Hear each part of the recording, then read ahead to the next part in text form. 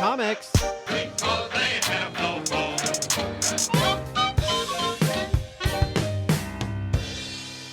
And now it's time for the after show. That's right. And wow, you really put kind of like a low affectation on your voice there. I have to make it creepy for every the- time and Time for different. the after show. Welcome, After show. everyone. Welcome, everyone. This My is name the Joe Dutch. ASMR edition of the after show. Thank you for listening to We Like Comics because they have no bones. Today we're just gonna whisper into the microphone for this. That's the idea. How are you The after doing? show from now on. Let's talk about comics. So what there were a couple ideas that I wanted to get into that we really didn't have time to, that weren't necessarily relevant to the audience understanding the story, but just things that I thought were interesting. So the first of those being, I would assume that Batman the Animated Series is where you saw the divide between Batman and Robin. I said this. Yeah, so in that, what happens, for everybody out there that doesn't know or that hasn't seen it, spoilers. Ah. In one of the fourth season episodes of the new Batman Adventures, Batman beats this guy up in front of his kid, and Dick Grayson has been getting, more and more angry, more and more disenfranchised with Batman's way of doing things and breaking all these bones and being so harsh. And so eventually he actually punches Batman and he's like, I'm out of here now. And then he leaves, and it's this big dramatic moment. The comics original take was not really that severe, interestingly enough. It was the actual business reason that Robin left Batman was because George Perez and Marv Wolfman were using Dick Grayson in Teen Titans at the time, in New Teen Titans, in their really successful run. And they really were having a hard time finding any kind of character for Dick Grayson to have, because he was kind of a blank slate before that. And they'd created a lot of original characters like Cyborg and Starfire, and Raven, being the other really, really prominent one, that had very clear character ticks to them, but they really couldn't figure out anything about Dick Grayson. And at the same time, he was also being used in the Batman title.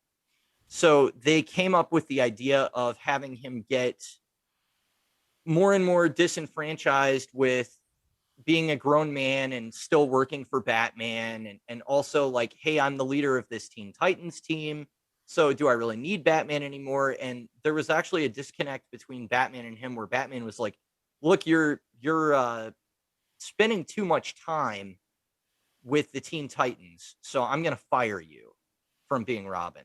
That was sort of the post Crisis on Infinite Earths explanation, I believe. I think before that, it was a little more subtle, where it was just Robin was like, I've outgrown this role, and I'm going to forge my new identity. And it was just kind of like a decision that he made one day. They do foreshadow it in New Teen Titans quite a bit, though, because Dick is angry and irritable to the point that Starfire is interested in him, and he keeps kind of like blowing her off and being like, no, I don't have time for love right now. I don't have time for, anything. And you get the sense that he was super stressed out by jumping back and forth between Gotham and Titan's Tower. And so that was pretty much what happened there. But yeah, depending on what era you're looking at, his reason is different. And so the first explanation, like I said, before Crisis, was he just kind of outgrew the role and he was like, I'm going to be Nightwing. And I don't know when the Superman element was brought in, but I believe that's been there for a pretty long time. That's pretty well documented part of his history, that it was something he got from Superman. But then post-Crisis, the first way they explained it was Bruce fires Dick after he gets shot by the Joker. So I guess he's like, you're not going to be safe. And I don't know if this was after the Jason Todd thing or not, but he's like, you're not going to be safe, so you're fired. And then again, they altered it again later. So it's one of those where like different writers have like found different reasons, but I don't think it was ever as like clear cut or dramatic as it was on Batman the Animated Series. It's more of just like a coming of age, like I've grown up and I've realized that I don't want to do this anymore, you know. So Hmm. a lot of that sort of angry portrayal that we see of him is not really something that I necessarily associate with him in the comic books, which is interesting. Yeah, I think it's one of those things like, origin stories get told and retold, and depending on what media it's in, it's told differently each time. And a lot of times it just kind of fits whatever it is that you're trying to put it into. Like if you're trying to have Dick Grayson take over the Titans or Teen Titans or whatever, you have to have a story reason for him to leave. So it could be different than if he's just leaving to become Nightwing on his own, or Right. that sort of thing. It's interesting though because like yeah, each one's a little bit different. Like the Titans show, basically Batman is almost mentally insane, I think, in the way that he fights crime and mistreats people. And basically, Dick says, "You know what? You suck, and I'm going to go fight crime in my own way because you're crazy."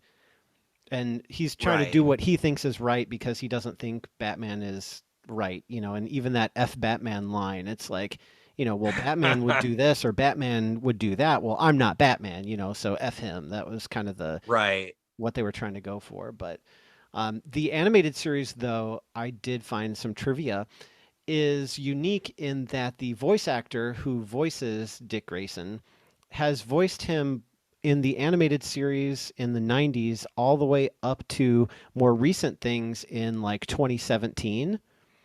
And he has Wow. also guest starred on TV shows such as Gilmore Girls, Desperate Housewives, Seventh Heaven, and a little show called Star Trek Deep Space Nine. Wait, who was he on Gilmore Girls and Deep Space Nine? So the credits, I haven't looked up the characters. I didn't go that far into it, but Gilmore Girls, he was Anson, which I don't Yeah, I'm recall not off the top of sure. my head. And then DS9, it says attendant, so he was probably an extra. Oh, like somebody he could have been an alien makeup even and Yeah, exactly. So not, unrecognizable. yeah, not recognizable. And he's been on a lot of other stuff too, but it was just one of those like, you go down a rabbit hole of looking something up, and I was like, oh, this is interesting. Like just how those things are related sometimes. Yeah. Not that it has anything to do with actual Nightwing.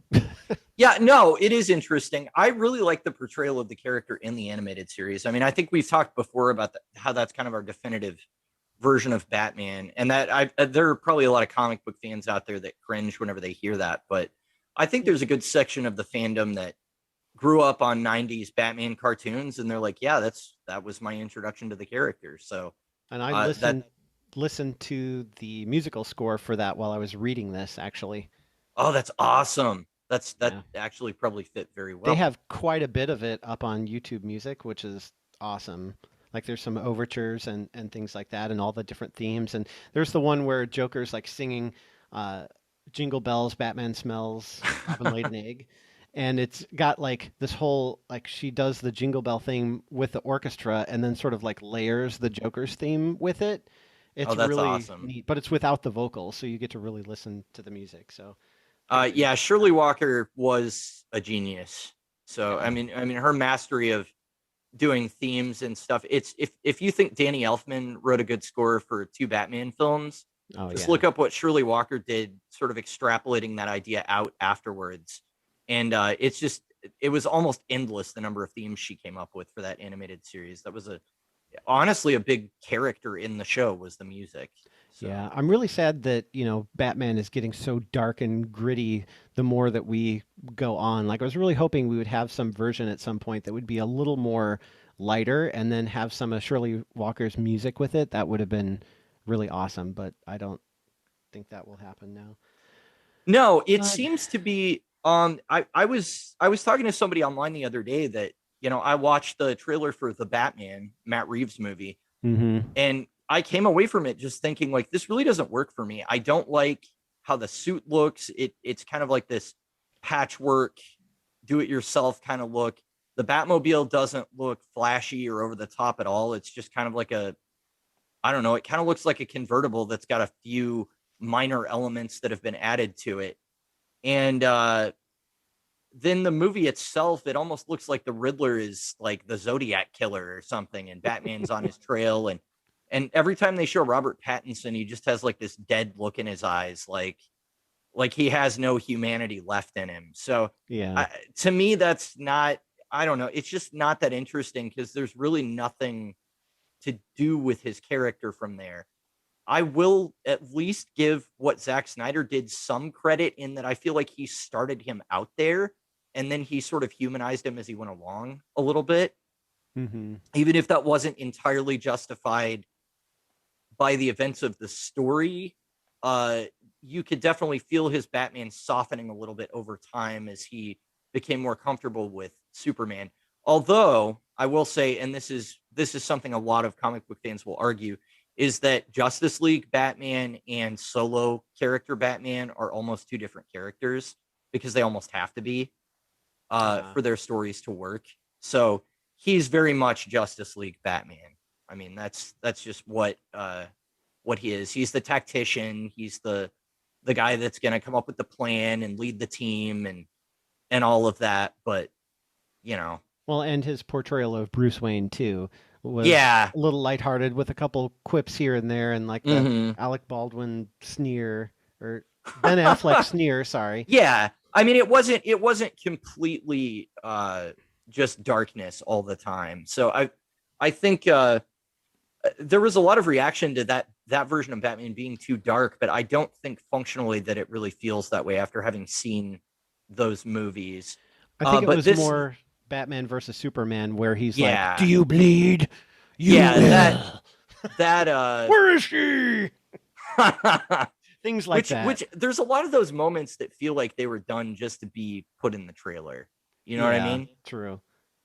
Because I think a lot of that plays better in the trailer than it does in the actual scene in the movie. But yeah, anyway, I don't know. I'm with you. I don't really relate to the just he's pure darkness, he has no soul kind of version of Batman, and it really feels like that's what we're getting in Matt Reeves' take on him. So Yeah. I'm probably going to see it, but I'm going in kind of with a negative attitude and then hoping I'm wrong, I guess.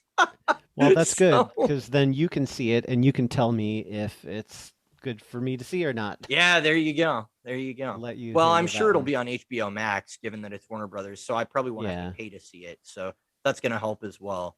But yeah, there were a couple more things that I wanted to bring up. More. When I think the main thing was that there is, even in this title, this undercurrent of sort of anti-establishment or sort of destroying the affluent and the wealthy organizations in Gotham City, which is definitely something that was in Batgirl as well. Um, my question is, was what Raptor was doing ultimately what needed to be done to take down the Parliament? Was killing them really the only way to stop them? Because I don't know. These are a bunch of like super rich people that have a secret society. If they have evidence getting turned over to the police, aren't they just going to pay them off and then go back out on the street? Yeah, this was another one of those story trope where it's like you have a villain and what he's doing, his methods are very wrong, so you know he's a villain, but at the same time, like he's out of line, but he's right. Like Mm-hmm. he seems to understand what's going on and knows that you're going to have to do something drastic to get all of this to stop. And, maybe his methods really aren't that crazy. Like nobody should have to make that choice. And I think that's Right. why he does that. So that way and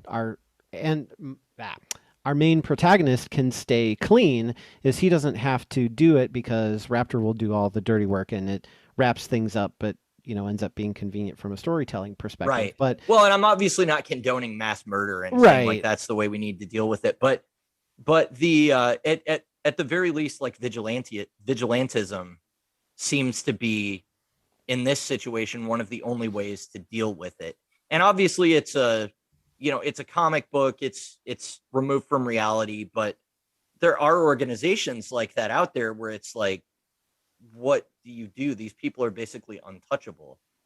Right. And that's So something that Nightwing, again, why I rated it average, because he doesn't really deal with that. Like, what is Mm-hmm. his take? What does he think? Is Raptor right or wrong? Does he, I'm starting to come around to your way of thinking, or no, you're absolutely wrong. We need to deal with it with them this way. And I feel like a lot of the old school Batman mentality just doesn't fit in these complicated scenarios because, like you Yeah. said, they're the rich elite. So we need to turn them over to the justice system. Well, the justice system is corrupt and they're going to buy their way out of it. So now what? What's your plan B? And you Well, I can't think just go they're up locking them up over and over and over again. right. I think there was even a panel where they showed one of the Parliament of Owls people was like talking to the lawyer, and he was like, "Oh, you're going to spend like a day in there, and then we're going to get you out on a technicality and say you didn't know anything about it."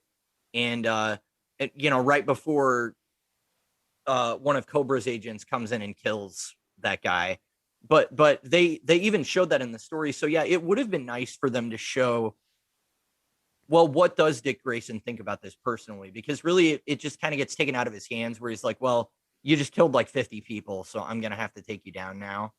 But he doesn't, because Raptor does that. That kind of takes Nightwing out of the place where he has to make a decision on whether or not their methods are working or Right. not. And So that's what I was saying. Like yeah, he's Raptor's sort of that plot device that can solve the problem for us, but at the same right. time, like, what does that do for the hero? Like, does he wrestle with his own morality Mm-hmm. of, well, I'm not going to commit mass murder, but at the same time, throwing them to the justice system isn't working. So what else can we do?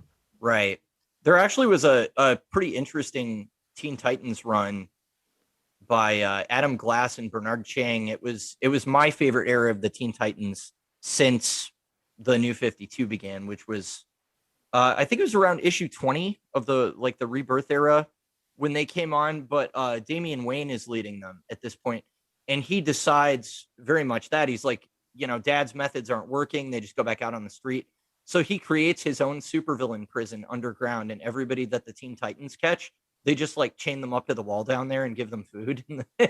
It's like without a trial, which obviously is not a great way to Kind of like the go. pipeline on the Flash. Yeah, pretty much like that, where he's just like but I mean, it gets really out of hand because they get to a point where they have like Black Mask and Deathstroke and a lot of like really serious supervillains down there that are all like chained up within close proximity of one another, and you can imagine that that goes badly pretty quick. Yeah. They also experiment with this idea of like reprogramming their minds so that they think they're productive members of society and they don't remember that they're supervillains, which also feels pretty severe and like amoral. But at the same time, you have like, Black Mask out here like doing gardening instead of murdering people in alleyways. And it's like, well, is that better for everybody? I Well, I mean, he mean, didn't really get a choice in getting his mind reprogrammed, but but at the same time, if your brother comes to you and you've dishonored his house and he's got nowhere to go, so he asks you to help with assisted suicide and you say no because you're a Starfleet officer, what's the next best logical thing to do? Wipe you his should mind and reprogram his reprogram him. mind. Yeah. That's And right. but at the same time, like if you don't reprogram everybody else, you have a situation like Babylon 5 where the the one guy who was a monk, he was mind wiped by a telepath, and so he didn't remember anything.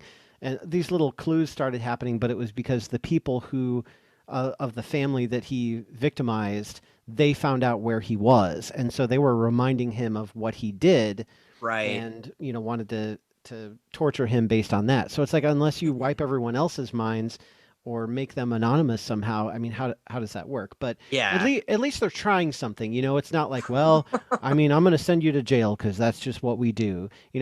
At least these ideas like the pipeline and reprogramming and all that stuff, Yeah. they're trying to do something different, and maybe it wouldn't work in the real world, but at least they have a solution that's a middle ground between mass killings and Well, I going mean, to a corrupt and justice Damien system.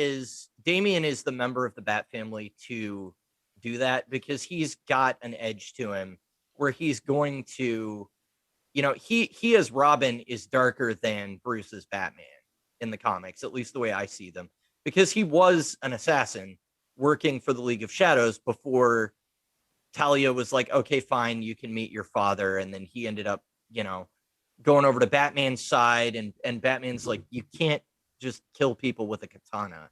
Like, that's Hmm. not how we do things here.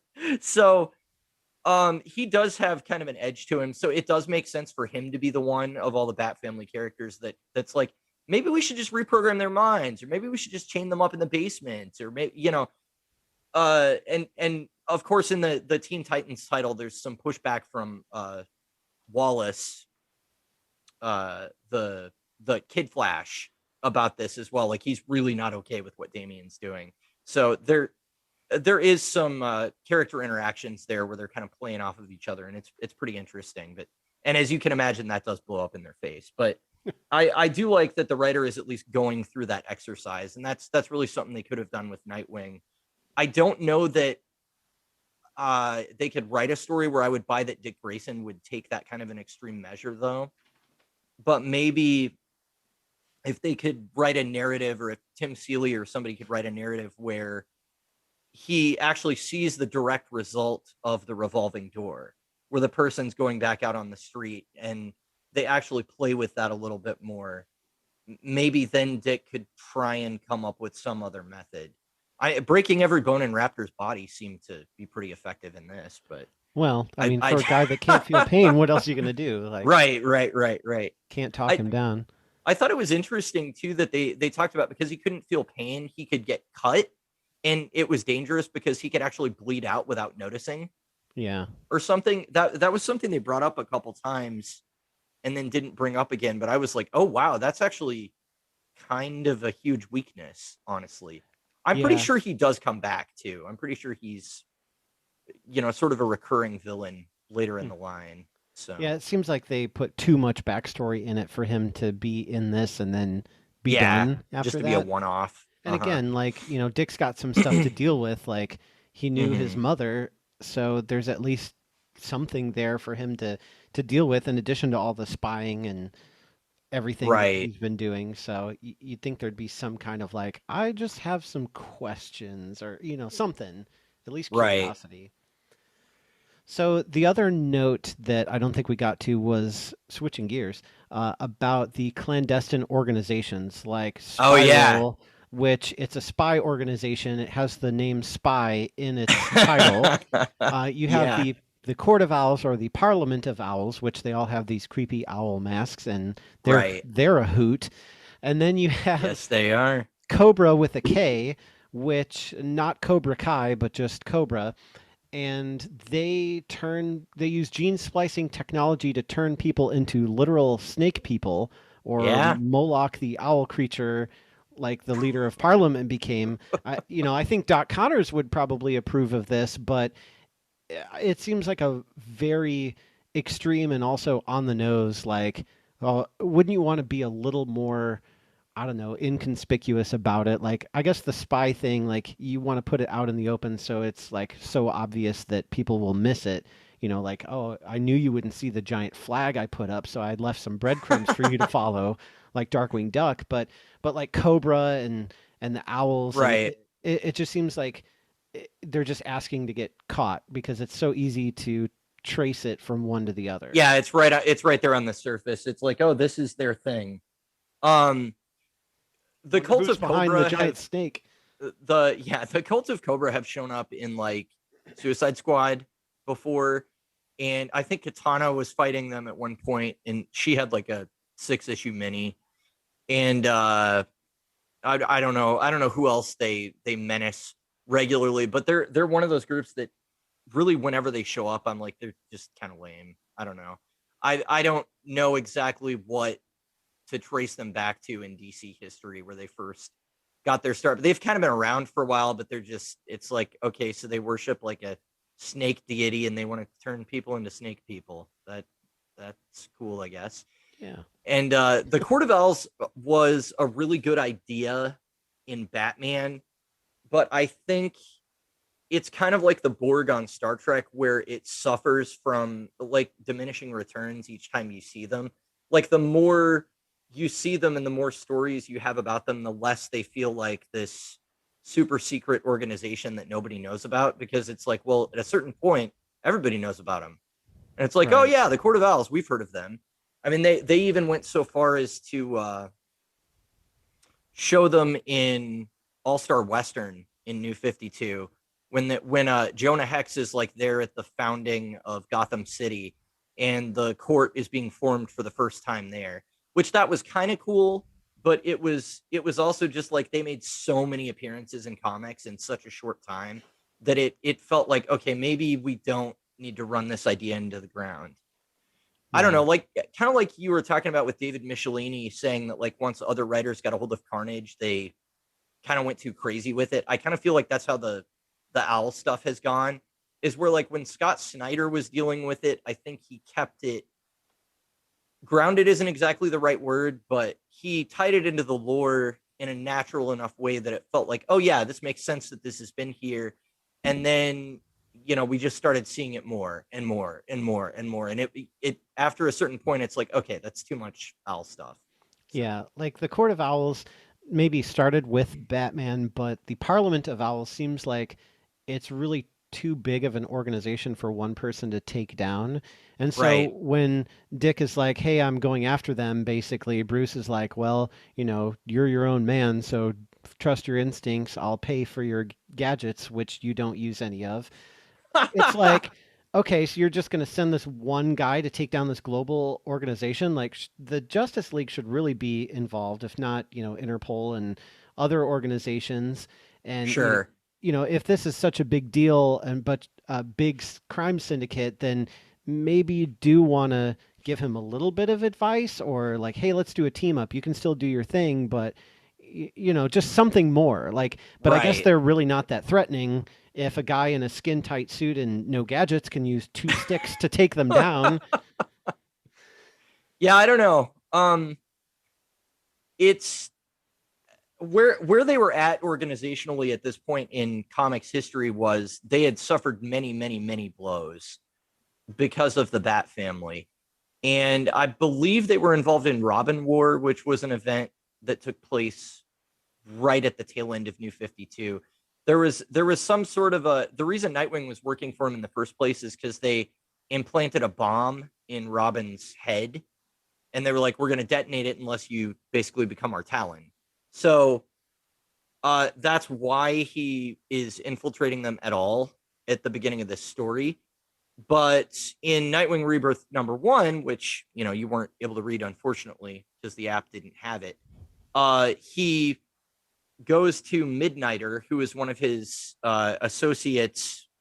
He's like I don't know, he's hard to explain, but he's one of the superhero associates that Dick had while he was working for Spiral. He goes to Midnighter to get this device that will basically suck the bomb out of Damien's nose, but it's coated in this pouch that's got like Damien's DNA on it, so it looks like it's still in his head, basically, if they track it. Okay. So that was a plot point. That's why Nightwing was actually working for them in the first place. There was a lot of that stuff that was kind of carried over that I wasn't sure if it would necessarily track, and I don't think you needed it to understand this story, but it just gives a little bit more context. The only thing that stood out to me that was either confusing or I felt like I missed Right. specifically was in the beginning, the Court of Owls was making Nightwing work for them because they had Robin. Uh, they had him captive or they were threatening to kill him or something. And Yeah. Nightwing's like, well, they don't know that he's actually safe and everything's fine, but I'm going to keep going along with this anyway because I'm trying to get, information and so on and so Sure. forth. But I was just like, felt like I showed up to a party late with that one. Yeah, the bomb thing was in Nightwing Rebirth #1, and they very quickly like ran it down. They also revealed that Damien's favorite video game is called Cheese Vikings.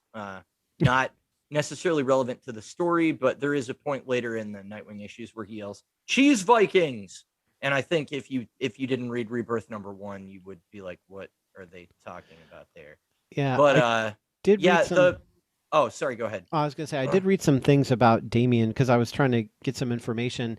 And I know Sure. there was some criticism on this for his portrayal in this story of being like a generic teenager and playing video games, and that wasn't consistent with his character. Yeah, so for most of New 52, we basically had one writer and one artist working on the character. And that was Peter J. Tomasi and the writer, and Patrick Gleason, the penciler. And while Grant Morrison created Damian Wayne, the Batman and Robin title with him from before, I think only ran from like 2009 to 2011. And then there was a good like 5 year chunk where these two creators, Tomasi and Gleason, were doing Batman and Robin stories, and they really established strongly that he's very harsh on the surface. He's very rude. He kind of comes off as a brat, but like it's all like a front, and he does have feelings underneath that. It's just that he's basically been trained that it's not acceptable to show all that because Talia raised him. And Hmm. so Batman kind of chips away at that a little bit.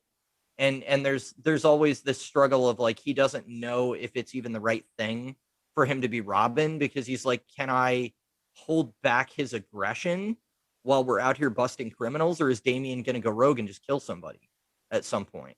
And that's a really interesting character beat because it gives Bruce something interesting to do, and it shows different sides of Damian as well, where he's kind of trying to fight his true nature. So yeah, uh yeah, especially in Rebirth #1, which again you didn't get to read that, but Damien does seem like a little bit more generic. And yeah, I would probably agree with that. His characterization didn't seem as consistent. Unfortunately, I don't think there really was another writer that really got his character in the Rebirth era, so like 2016 on, until Adam Glass took over the Teen Titans. I felt like he was doing a good job with him, but everybody else, there was some other writer that started writing Teen Titans, and he just had him be a brat, and there was like nothing else there. That was like his whole personality, and I'm like, no, this is a front. This is like what he puts out there to keep people at arm's length because he's insecure and he was raised by assassins and he doesn't really know how to relate to people. But he basically just made him a brat, and like that was it. And so it was kind of, I don't know, It's it was interesting. kind of upsetting because like I actually really like this version of Robin, and he's actually a very very different person than all the other Robins. So when he's written well, I think he's one of the best. I think they took this adaptation you're talking about, or not adaptation, but they adapted what you're talking about and made it into Jason Todd on the Titan show because he's very much Mm. like minus the League of Assassins stuff. He's very much like he doesn't know how to relate to people and he goes too far and he's sometimes can kind of like get out of control and so Dick like tries to rein him back a little bit and get him to join the team instead of being with Batman and all this stuff. So it sounds more like when you're talking about it, I'm like, oh, that's Jason Todd, right? No, that's a different character. They just represented him wrong on this show. Well, I mean, Jason Todd actively kills criminals. I mean, he's probably more like the Punisher in Oh, the okay. comic books, but I don't think that he necessarily has a drug problem, like you were describing. In fact, my memory is that at least in New 52, he was somebody that was there for Roy Harper when Roy had his drug problem. And so kind of, helped him get out of a bad spot in his life. So like Red Hood and Arsenal are a team in that in Red Hood and the Outlaws for quite a while. That's it was, I think it was like Starfire and Red Hood and Arsenal. But yeah, I don't remember Jason specifically ever having a drug problem. He does have like an angry thing, but it almost, I don't know, his comes off more like he just doesn't care than that he's just like angry. Mm-hmm. At least in the stories that I've read. But his character was definitely angrier than like Dick Grayson. And in the older comics, he was, it's the famous story of like he was so unpopular as the second Robin that there was some sort of like you dial in and vote, and DC had actually printed two different covers to the comic book, one where Jason Todd was killed and one where he was alive, and they were like, decide whether or not we kill off this character. And he was so hated that the fans basically voted to like, why don't you get rid of Jason Todd because we don't like him. Wow. And And they did. yeah, they did. And so the Joker killed him, but it wasn't until he came back as the Red Hood that I think he really found a place within the Bat family. And I don't know, it's kind of interesting. They go back and forth as to whether or not Bruce just tolerates his existence or whether he accepts him wholesale. I do think it's kind of like a Spider-Man teaming up with the Punisher thing where it doesn't really make sense for Bruce to be okay with Red Hood's methods because he Hmm. does go out there and just shoot criminals. Um so yeah, I don't know. In the same way that I don't really like to see like Peter Parker teaming up with Frank Castle. I'm like, is he really just gonna let him like blow people away when he's next to him? Like that seems like Spider-Man wouldn't be okay with that. I don't know. Yeah, I guess it's just one of those things like we want to see these characters together, and so we're going to suspend Yeah, reality like to make it happen. Or when we pit superheroes against each other, we come up with some shaky reason as to why they either need to fight each other or why they need to work together, and you just sort of accept that and enjoy the hilarity that ensues. the hilarity. That's funny. I'm gonna be glad to get out of Batman territory next time. I think it's been good diving into that corner of DC. But I think like I've said before, I do enjoy Batman. I do enjoy the Bat family characters, actually probably even more than I like Batman, but I really do enjoy the DC universe at large, probably more than Batman itself. So I'm gonna enjoy switching gears with whatever we end up tackling next. And definitely the season wrap up is gonna be fun. Yeah, So I look forward to it. all right, man. We got anything else you want to add before we sign off? I think that is good. So thank you for tuning into another after show. After show. Yes, of We Like Comics Because They Have No Bones. So thank you very much, and we'll get you later. Because Nightwing broke them all. Comics have no bones because Nightwing broke them all. That's right. Awesome. We like Comic books because they have